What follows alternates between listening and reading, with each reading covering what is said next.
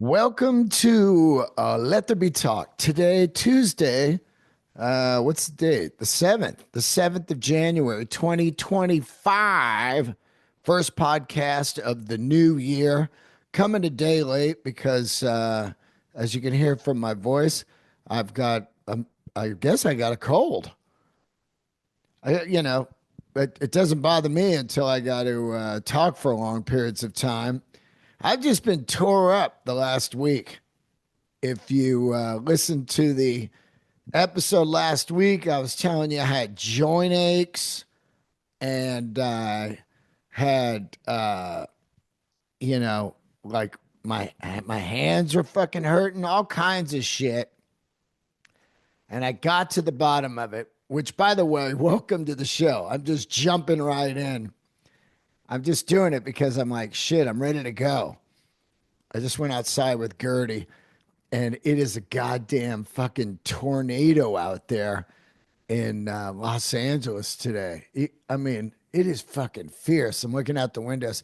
I'm out there with Gertie walking her, and it was like we were in a war zone because we've got all these palm trees in LA, and they fucking blow those. I forget what they're called, but those fucking things that have like sharp shit, they can fucking cut your face and you could get taken out by these. What are they called? Like the tongs or something? Or I don't know. But it is fierce out there today, out of nowhere. Fucking just wind. I hate you, wind. Everybody hates wind. I've said it for years on the podcast. I've never met somebody that goes, I love the wind. Anyway, back to my health. So I was talking about how I had joint ache and shit, and it just kind of came out of nowhere. So I was like, fuck, I guess I just getting old or I'm working out too hard or whatever. But I got to the bottom of it, and I'm going to finally, hopefully, it's the joint ache's gone. And it was kind of a deadly week over here for Delray. So if you've been following me for years, I used to have diabetes. I got diabetes and I switched my diet and I got rid of it. Lots of working out, no white rice, no flour, no sugar, no sodas, none of that shit. And I've been super healthy for 7 years. And then I got this acid reflux that I've been trying to beat for the last 6 months organically because I'm not going to pound my body with these bullshit pepsins or whatever they are. Because all you see is that those are just band aids masking the problem and not fixing it and eventually destroying you. So, this is the world we live in of all our food being poisoned by Roundup and pesticides and plastics in the water. God damn it. It's crazy. I just saw the Surgeon General was like, we need to put a label on alcohol and let people know that it causes cancer. And they're going all in on this last week. And I'm like, hey, who gives a fuck? Why are you going after that and nothing else? No pesticides, no fucking seed oil people, any of that shit. It's like, hey, let's go after the booze this year. It's like, we know booze is bad for you. What are you out of your fucking mind? Booze and cigarettes, whatever. You make them legal, that's what it is. But go after these fucking people. So I'm trying to beat this reflux. So I'm at a party about a week ago, or 2 weeks ago, I guess it was now, a holiday party over at a friend's house. And I'm talking to my buddy and his girlfriend. And I'm saying, they go, hey, you want pizza? I go, I don't eat pizza. I don't eat white flour. I eat pizza twice a year, actually, on the Super Bowl and sometimes around 4th of July. That's how you do it. When you get like past 7 years of beating diabetes and shit, you could pick and choose when you want to eat stuff. I could pretty much eat something shitty once a week and be fine the rest of my life, but it becomes a slippery slope of the sweet tooth, which is the all-time fucking demon for the old Delray. I beat everything and quit everything, but that sweet tooth sits on the shoulder and just constantly goes, let's get some red vines, let's do some red Swedish fish, and let's fuck up some gummy cherries. Constantly gummy cherries, just a couple. So the old diet of Delray, wake up in the morning, gummy cherries right next to the bed. Anyway, so I said, I don't really eat pizza. And they go, oh, yeah. I go, not only because of the flour, but now I can't have tomato sauce because of, reflux. And my buddy's girlfriend goes, oh, reflux. Oh my God, I had it for 2 years. It was so brutal. I didn't think I could live. She's going on and on how bad it was. She just, had to sleep on the couch because she couldn't sleep next to my buddy because she'd be waking him up and, oh, and I was like, oh, wow, well, what'd you do? And she goes, I got rid of it completely, natural. I went to a homeopathic doctor and he prescribed these vitamins. Excuse me. Now, here's something that is pretty fucking amazing in the mind of most humans, including mine. You've scrolled Facebook or Instagram or Twitter, your phone hears what you're talking about, the fucking spy, and then they start posting stuff up, and you see it like, here's an all natural wonder powder that'll get rid of your reflux. The doctors don't want you to know about all this stuff. All natural. And whenever it's all natural, you just go, fuck it. It's not big pharma. I'm just going to get this. I'm not going to do research. It's vitamins. You just fucking grab them and take them. Nothing's going to happen. Vitamins are healthy. It's natural. I don't know where the fuck the vitamins were made. I don't know who made them. Some, 29-year-old dude on Instagram said they were good. I'll just buy them now. Boom. Press the Apple Pay, buy. They come. The amount of trust that we put into the stuff we buy that goes into our body is fucking unbelievable, including me, man.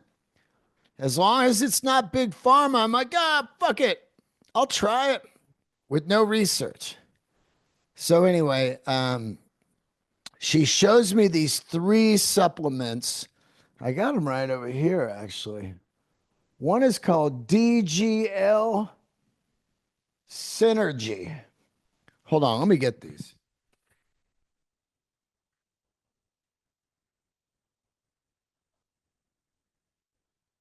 Hey, kind of see them. Okay, here we go. So this one's a powder, Megagenics right here. All right. And then this one is Gastromend right here.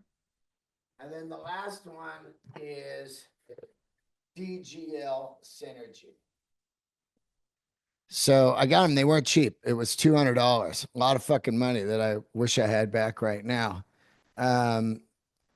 So basically, she goes, you take all 3 of these every day for a couple months, and it'll mend your stomach lining and the stomach bugs that you got and get rid of that silent reflux you have. And I go, I am fucking in. So I buy it right there at the party on Amazon. It comes like 2 days later, and I start taking it. Okay. I don't even look what it is. Now, on the 3rd day or so, I was walking down to go get my iced matcha. with Gertie, my morning ritual. I get up, I walk Gertie, I go get an ice matcha, and I chill and read emails and get my day started. On the third day, I'm walking down to get the matcha, and I start getting a little bit of trails in front of my eyes. Now, when I was young, I took ecstasy and got the most insane day and a half migraine ever. I had to go to the hospital, and they basically blasted me with this stuff and got rid of my migraine. And then a week later, I took ecstasy again and got another migraine. And I go, oh, it's ecstasy, and never took ecstasy again. So, but my point on that is that was the time that I had these trails in front of my eyes. I was just kind of like, oh man, oh, fuck. And then all of a sudden, this headache of death. So I'm walking out to get the matcha, and I start getting these trails. I go, man, I don't fucking feel very well. And I get the matcha, I drink, I go back home, and I lay down. Like, I got to get rid of this. I got a little mini headache. It was just a mini headache. It wasn't a migraine or nothing. And I never get headaches. I'm drinking lots of water. You know, usually when you got a headache, first thing is dehydrated. So I'm drinking lots of water, and it goes away. The next day, I start getting joint aches. My wrists are kind of achy. My knees are achy, and my ankles. Weird. It's just like ankles, knees, wrists. Like, what the fuck is this? I'm pretty severe. Like, man, joint ache, big time. I never had this before. And I go to the gym every day and I hike. Something and fuck, man, I'm just getting old. I talked about it on the podcast last week. I got some fucking serious joint ache. And then a couple nights ago, I'm walking back from the show at the Comedy Cellar in Vegas, going to my hotel room. I'm in the casino, and these trails come again, and they start coming fierce. And I'm like, oh my God, I'm trying to get down to my room, and it just feels like that fucking Steve Austin Bigfoot tunnel. Oh, they got it at Universal Studios. I'm just like, fuck, I got to get to my goddamn room. I get to my room, I lay down. Now, here's the insanity of when you are somewhere far away, like when I got sick in Minnesota, or you know, I'm in Vegas this time. I mean, at any point, I could just get in my car and go fucking home. But also, when you don't feel well and you have a pet like Gertie, you know, I want to take care of her. I'm like, she's like, hey, let's go out. I got to pee or whatever. And I'm like, man, I'm not feeling good, Gertie. Anyway, I doze off. And around 4 a.m., I wake up and it feels like somebody had fucking kicked me in the fucking head.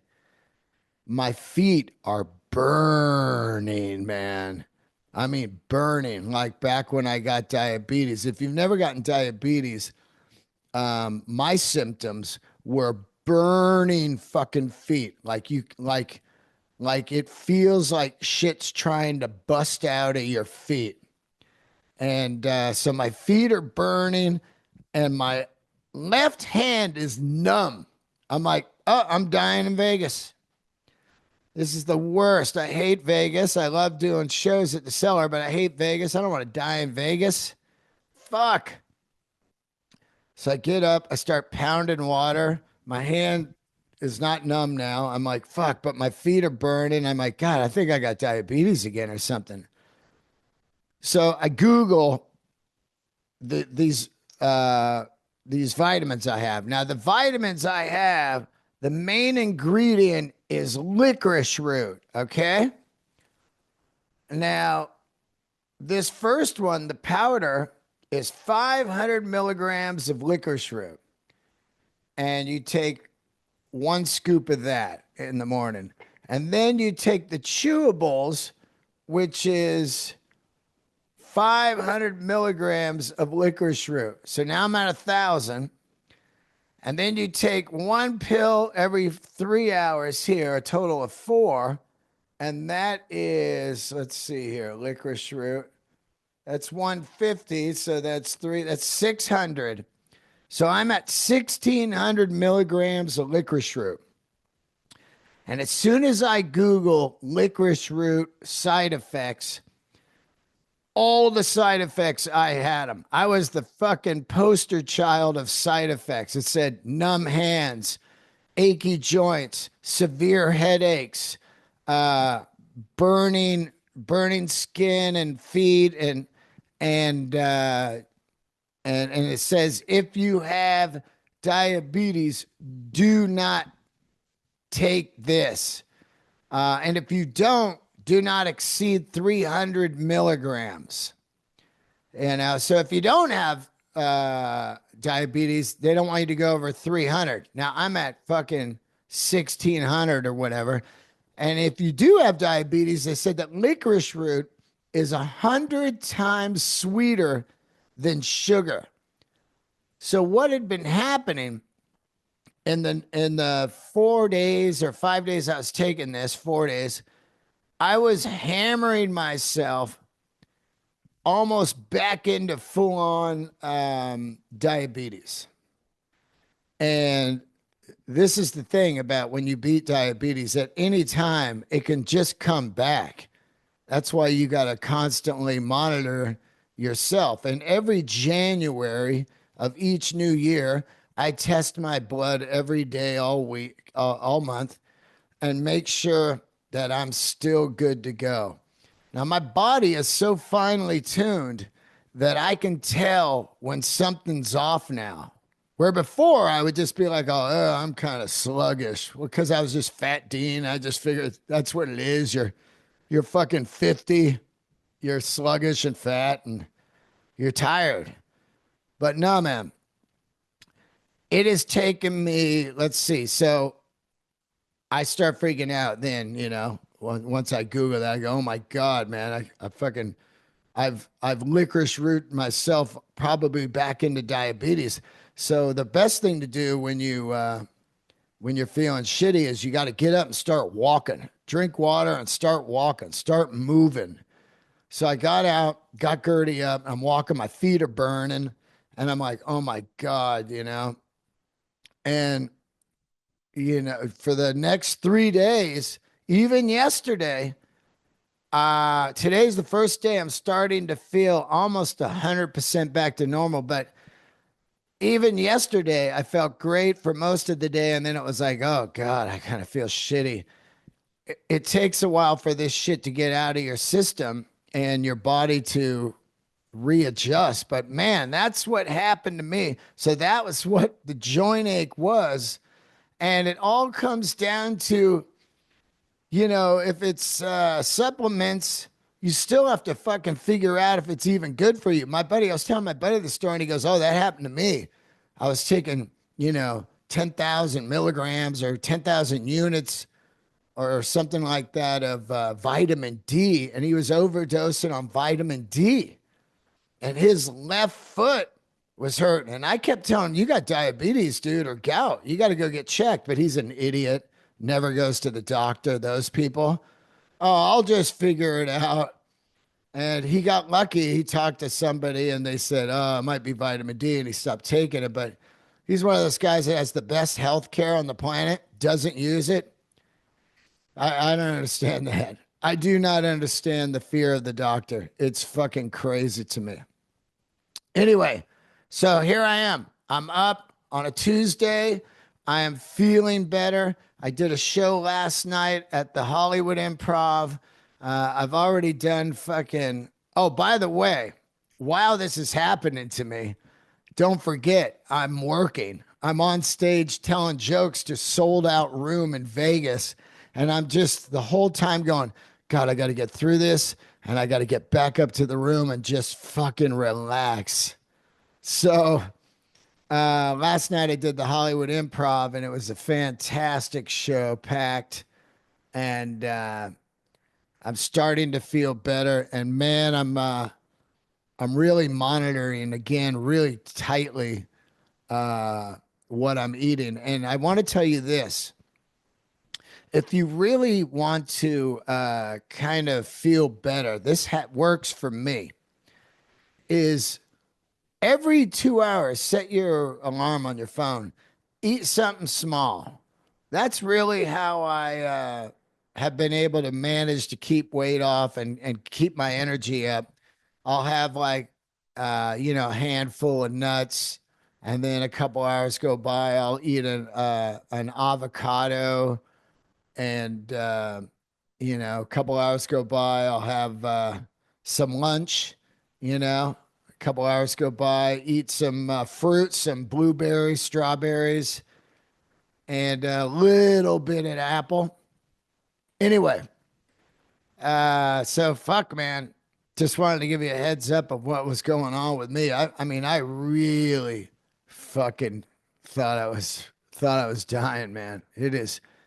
I don't understand people when they feel shitty and they just keep rolling, feeling shitty. Like, I mean, my blood yesterday was at 200, which is not even, the good rate, I think, is 112 through 179 for diabetes. And then from like 180 to 200, yeah, you're a little high. You might have, it could be anything. Could be you're just sitting around or you're stressing a little. But there's people walking around, and I don't know how the fuck they even are not dead with like 400, walking around with 400 on their blood. Like, just, I mean, I don't even know how they can step on the ground without their feet just shattering. Man, it is, I guess everybody's different, but man, it is scary. So there you are. I'm here, and I have done 11 spots for the year already. And looking forward to this week. Gonna start shopping the special. Everybody's back in fucking business. And yeah, man, here we go. Let's get into the episode. Lots of stuff to talk about today. Let's see, other than the diabetes. First thing I want to talk about is happy birthday to John Paul Jones. He turned 79 last week. And I think that John Paul Jones, I'm getting ready to see this Zeppelin documentary February, I think 12th or something. I'm going to go see it in IMAX, and I cannot wait to see it. But I was thinking about it on his birthday. There was all these clips of John Paul Jones spinning up on my Instagram feed. And I got to say, man, when you think about John Paul Jones, it's so, and everybody throws it around, underrated on somebody. This guy is very underrated or whatever. Everybody says that about somebody. But John Paul Jones, it is so wild that guy was in Zeppelin, because nobody talks about how genius this guy was. His bass playing, his Moog foot pedal playing, his B3 organ playing, his clavinets and all his keys playing, especially on the on No Chord or In Through the Outdoor record. And to be able to be that guy, the fourth guy in Zeppelin, you got to think about what you had in there. You had John Paul Jones, bass, okay? Then over to his left, you got Robert Plant, the Golden God. To that guy's left, you have one of the unbelievable greatest of all time rock stars, Jimmy Page, producer, songwriter, guitar player, overall super fucking star. And then you had John Bonham in the back, who's the greatest drummer of all time and a full lunatic. It is incredible that John Paul Jones could stand over there and keep it together. He was the glue, man. He was the glue. Imagine if John Paul Jones was a lunatic like the other guys. It just wouldn't have worked. Four egos battling each other. I can't believe how fucking long it went. Like, if if Bonham didn't die, they probably would have kept going for another 5 years, maybe even 10 or whatever. But it is amazing what a fucking gentleman, and to me, the ultimate band member. That is a guy you want in your band. Just a just a genius. And I think that this guy should get way more glory. And that's why I love them Crooked Vultures. When I went to see them Crooked Vultures, I'm not gonna lie. I went 90% of it. I went because John Paul Jones. I was like, oh my God, I'm gonna get to see him play bass 2 feet away at the Roxy. There he is, right there, the fucking guy. Boom, boom, boom, boom, boom, boom, boom, boom, boom, boom, boom, boom. Oh my God. I absolutely love John Paul Jones. What a cool name, too, right? John Paul Jones. John Paul Jones on the bass. Anyway, 79. He looks fucking great right now. He was playing bass on the Instagram thing I saw. And just fucking, those three guys still alive, man. You know? And Robert Plant out playing like all year long around, always touring and singing and doing records. And, Jimmy's just cruising around with his chick and his buddies and not playing at all. And then John Paul Jones, pops up here and there on just cool ass shit. Anyway, happy 79, John Paul. I just had to give that guy the shout out because if you take one member out of Zeppelin, it wouldn't have been the same. It probably wouldn't even have happened. It's the magic of that fucking lineup, the chemistry, that fucking lightning in a bottle, and that guy laying down, because they're four-piece. They don't have a second guitar player. So he's got to lay down this incredible foundation for when Jimmy's doing these like 18-minute, no quarter, Days Confused type of jams, Killing Floor, all that stuff. That's John Paul Jones just laying it down. Foot pedals, some keys, some bass. Man, unreal. Anyway, I had to give him love, man. Had to give him love. A lot of people loved my shout out about the used Japanese denim last week, and I was pretty fucking happy about that. I put a little video up on TikTok, and the thing got like 60,000 fucking views.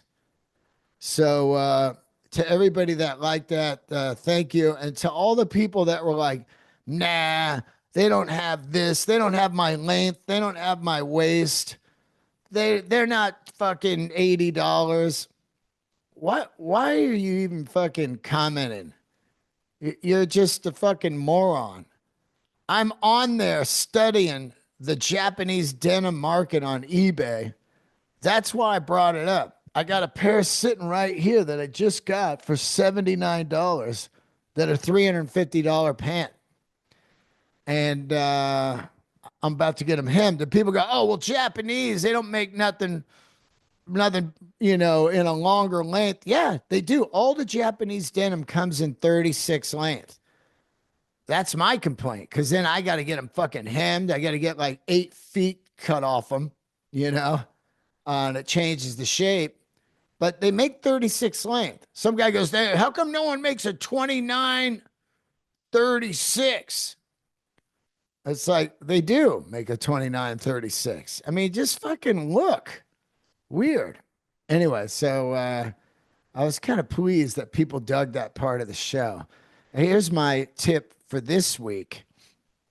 Since I've seemed to get a good reaction from the eBay denim hack. This is my Harley hack. And a lot of people that listen to the podcast ride or know I ride or they want to ride. And I am going to tell you this right now. In America, we are at the all-time lowest uh, motorcycle market ever. Meaning you can buy a used Harley for fucking $3,000 or $4,000, like one from the last 5 years.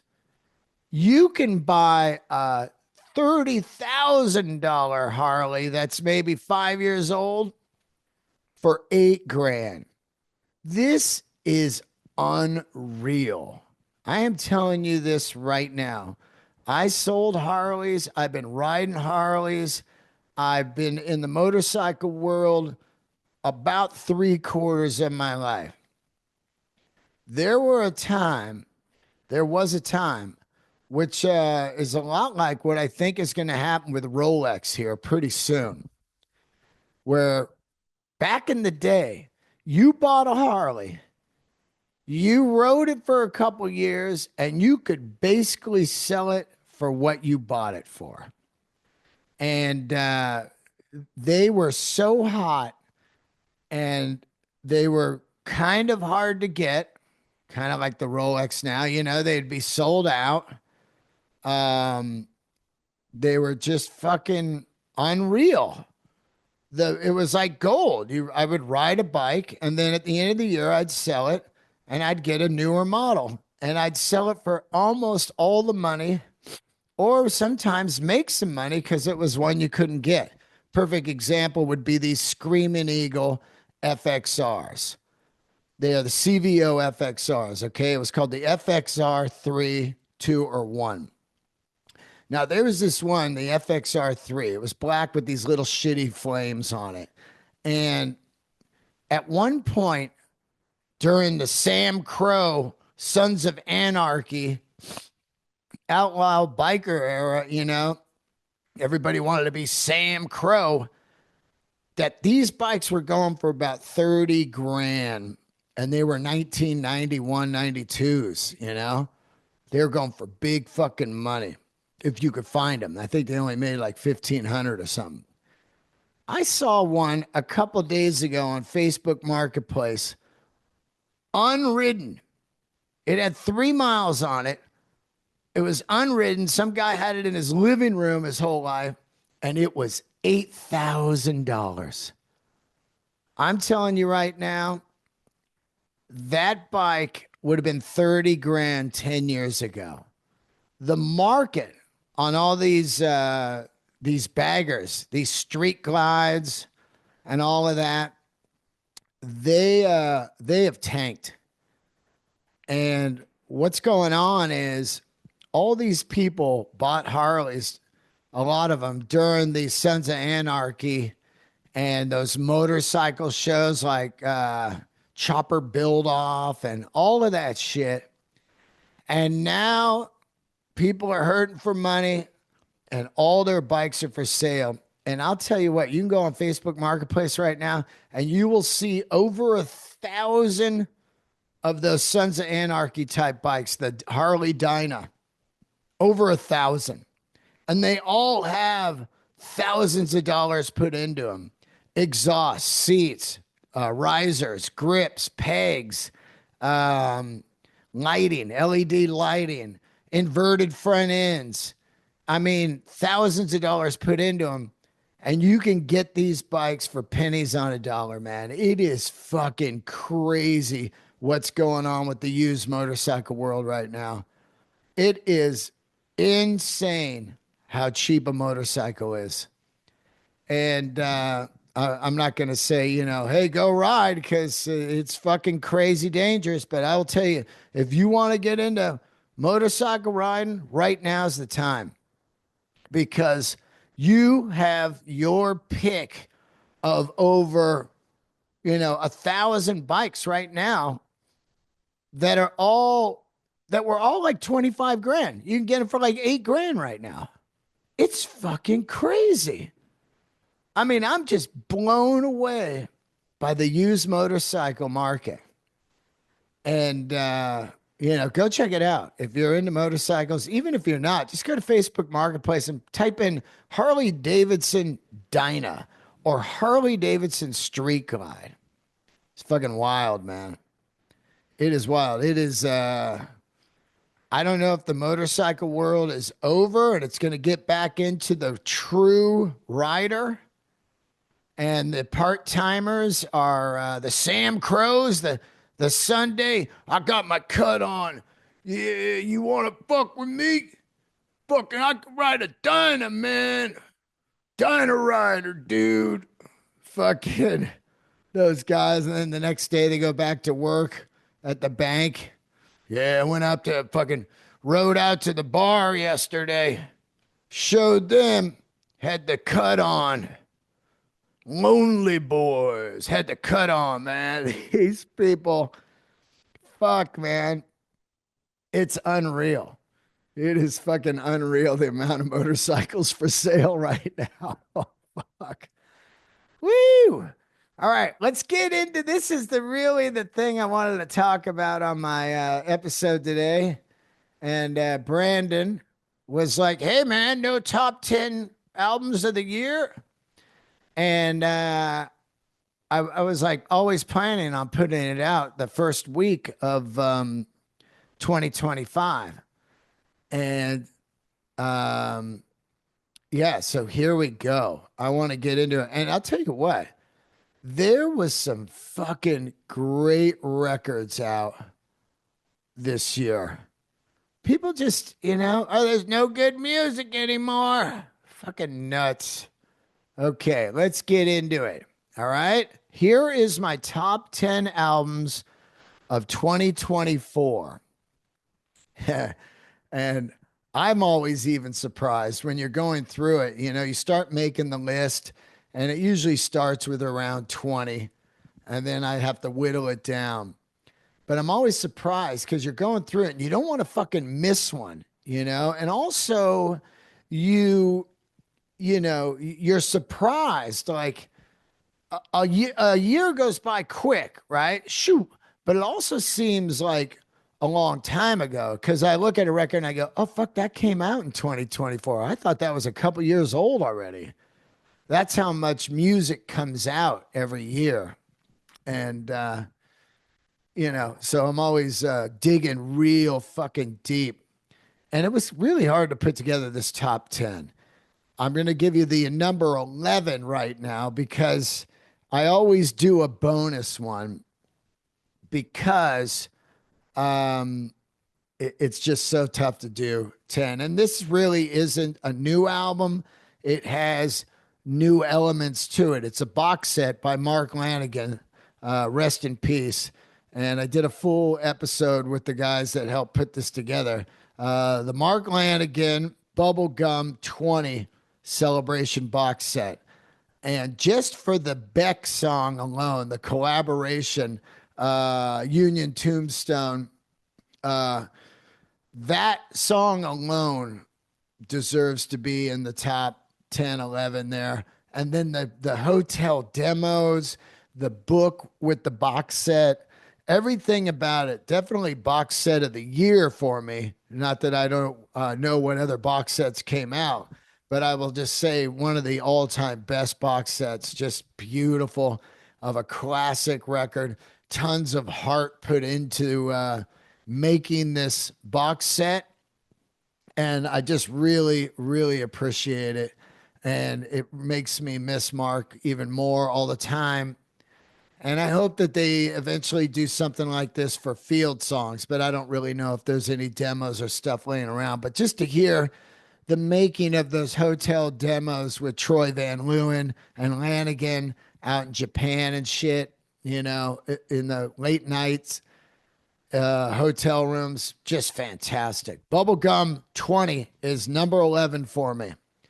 Number 10 is by one of the greatest bands of all time and still constantly putting out incredible fucking music, touring, and they are the realest of deals and have all been on the podcast. The Melvins with Tarantula Heart. This is a 5-song record. First song is 20 fucking minutes long. It's got 2 drummers this time, Dale and Roy, and it is unbelievable how cool this record is. It's got this, just this kind of road warrior desert. It's kind of all over the board, but just unbelievable. The opening track, uh, Pain Equals Funny, is just a smoker. So Tarantula is my number 10, Tarantula Heart, by the Melvins. Okay. Next up, one of my all-time favorite humans also, and I believe truly a soldier of rock and roll, and just I couldn't say enough about this guy. I've met him 3 or 4 times. He's been the absolute nicest human. He came to see me do comedy. That's not why he's in my top. He's in my top always, no matter what he does, because it's always the high water mark. And that's Jack White, the No Name record, which dropped out of nowhere. And then this incredible pop-up tour happened all year in small clubs around America when the guy could be doing the LA Forum. Nope. He's over in Highland Park in a fucking club. Oh, he's in Seattle in a fucking pub. Oh, he's in Minnesota in some fucking old school rock club. It's just a masterpiece record of hammering riffs. Jack White's guitar tone, his singing, his riffs, Patrick on the drums killing it. The fucking keyboard player is God. The dude that played with Sturgill Simpson. Oh my God. Old scratch blue. Unbelievable. That's how I'm feeling. What a huge hook. This guy has a master degree in writing hooks, whether it be a riff or, that Seven Nation Army type of just riff hook. You hear it once and you're fucking in. Archbishop Harold Holmes. Unbelievable. He is number 9, Jack White. And by the way, these orders, it's really hard to even do the order. If they're in their top 10, at any point, they could be number 1 for me. Whatever week it is in my life, I'm like, you know what? I'm going to listen to Jack White all fucking week. Number 8 has been a band that I have loved since the time I saw them on the EP at the Viper Room. And I still believe one of the greatest rock bands of the 2000s, hands down. I have never abandoned this band, Kings of Leon. And their new record came out, and I still don't think people are fucking talking about it enough. But thank God they are touring arenas, and the true Soldier fans are still there with them. And those soccer moms have long gone away that were in love with Sex on Fire. All right. Kings of Leon, Can We Please Have Fun? Which is a great title for them. They've always got that turmoil family. Ooh, big fucking wind right there. Just crazy, man. I live around these trees. There's going to be some trees down today. Anyway, Kings of Leon. And, Mustang is classic Kings of Leon. And that was the single that came out. Fucking great. M Television, great song. And what's funny, a couple of days ago, I put up a video on my Instagram and I put a song off the Come Around Sundown record, which I would probably argue is in my top 10 of all of 2000s so far. The entire, whenever it came out to right now, I hear that record and it stops me in my tracks all the time. I've said it before. It's got some kind of dark, weird energy that just grabs me, and I can really feel something in that fucking music on that record, which is so bizarre.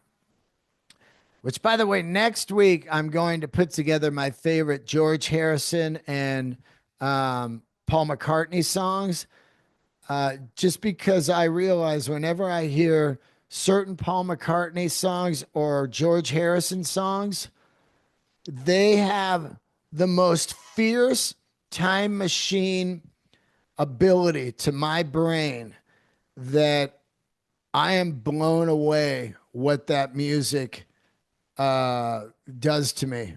It throws me right back to where I was when I hear these like 5 or 6 songs by these two. And I, like I said, I love the Beatles, but I'm not a huge Beatles guy. But I am a huge George Harrison and Paul McCartney guy. And even as I get older, between those two and Pink Floyd and Zeppelin, I am good. Like if they only said this is all you get, I would be good. It's a good mix. Zeppelin, Pink Floyd, Paul McCartney, and George Harrison. Oh my God.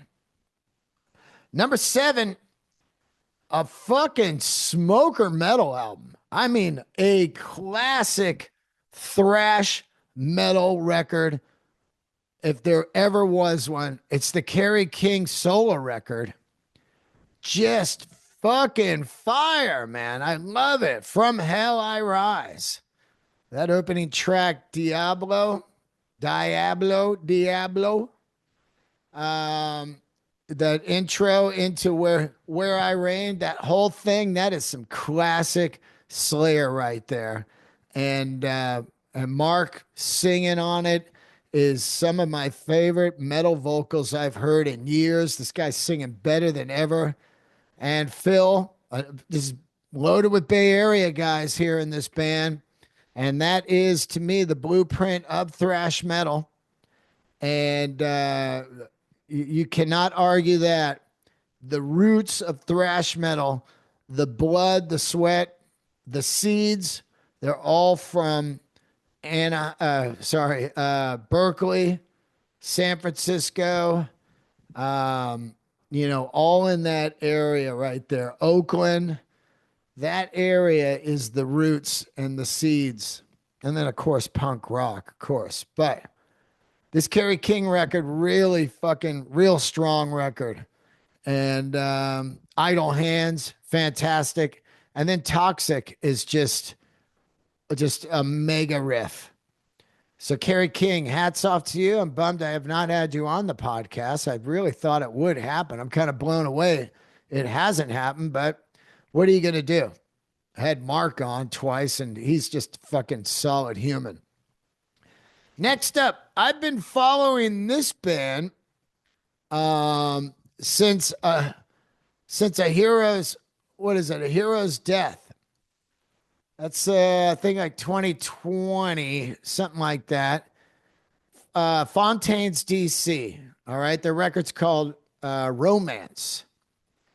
And when I first heard them, they sounded like Joy Division. I fell in love with them. I go, this band is fucking great. I went to see them at the Roxy.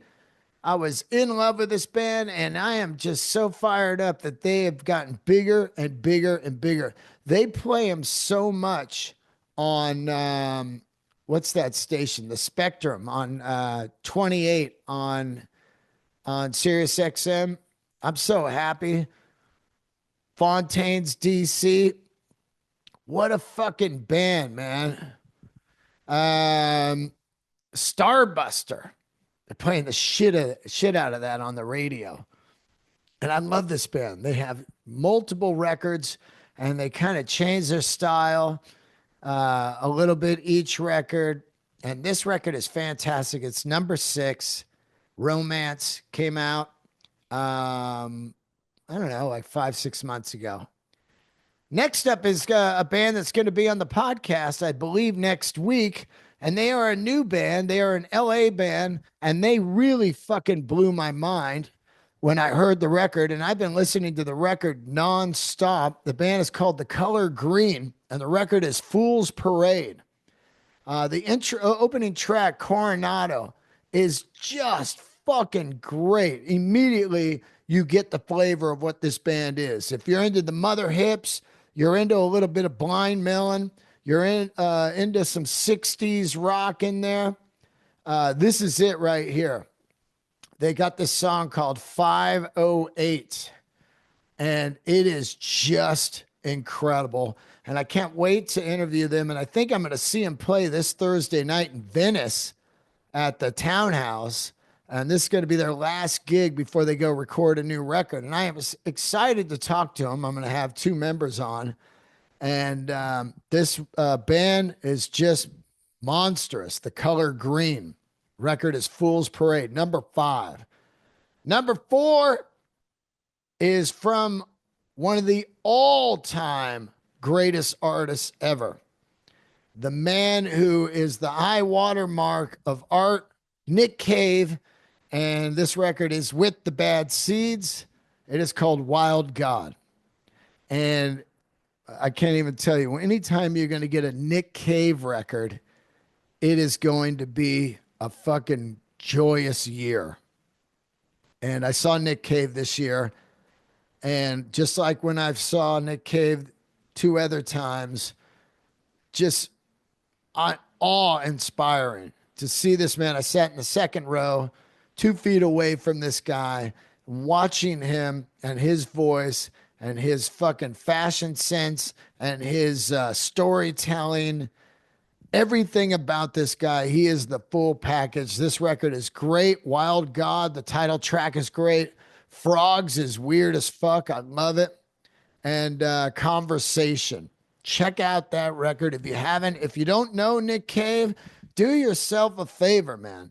Open up your mind and listen to this guy and his voice and what he's saying. The pain coming from this guy. Nothing, nobody's going to, rival this guy's pain that he's gone through. Family. Oh my God. Just losing family. And I don't know how the guy stands, Okay, next up, let's see here. Number 3 is a guy who really could be I think I said it was the second best concert I saw of the year or the first. I can't remember. Sturgill Simpson. But he's going under the moniker of Johnny Blue Skies now. And this record is fantastic. And I am a Sturgill Simpson fan now for life. I will be following this guy forever. I can tell that he is going to constantly push the boundaries of what, between style and, genre and what he's going to be doing. It is amazing to see this soldier out there battling record companies and the industry, taking years off with vocal damage, and then coming back and dropping a smoker record. This song, Mint Tea, one of the best songs of the year, hands down. Right Kind of Dream, If the Sun Never Rises Again. Just beautiful, beautiful record. And go see this guy live. I hope he comes back again in the summer. I'm going to be all over it. Number 2. Here comes number 2, okay? Now, this is what I love about number 2. Not only is he a good friend of mine, and not only did I tour with him for 2 months, but I've been a fan of this guy since the first second I heard him. Hold on, let me get a drink of water here. I heard this guy years ago. Everybody knows the story. I fell in love with him. The guy played R&B type soul rock. And I was like, who is this guy? And each record, he would change a little bit of his style. And his songwriting and his singing got better and better and better.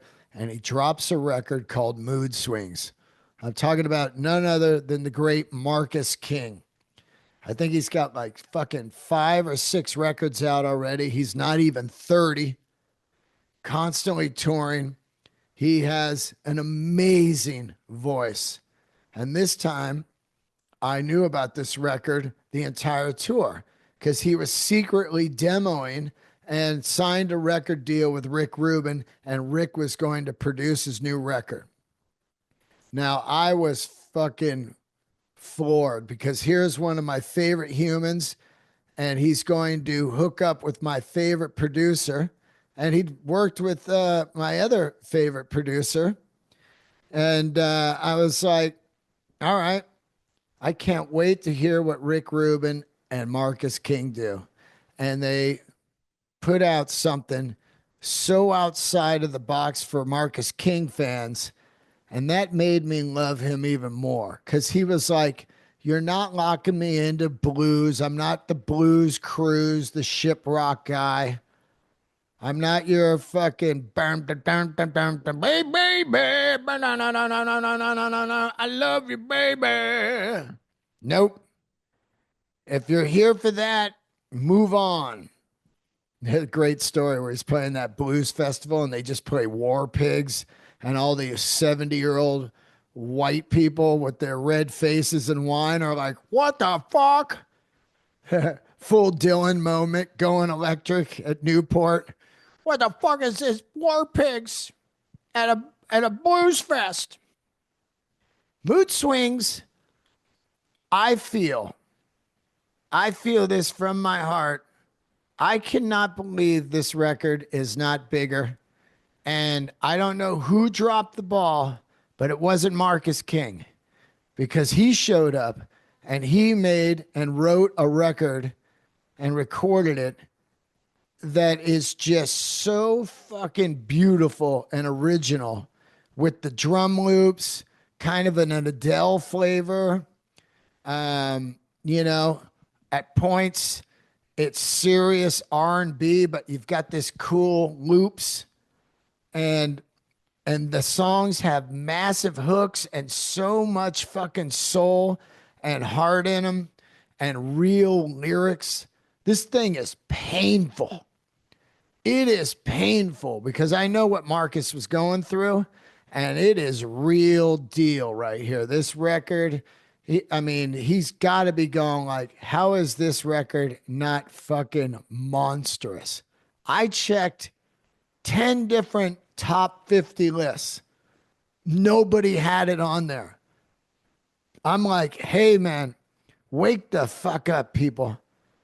This is so much talent right here in one human that I think it's almost too good, and that's the problem. When something is too fucking good, only a small pocket of people get it.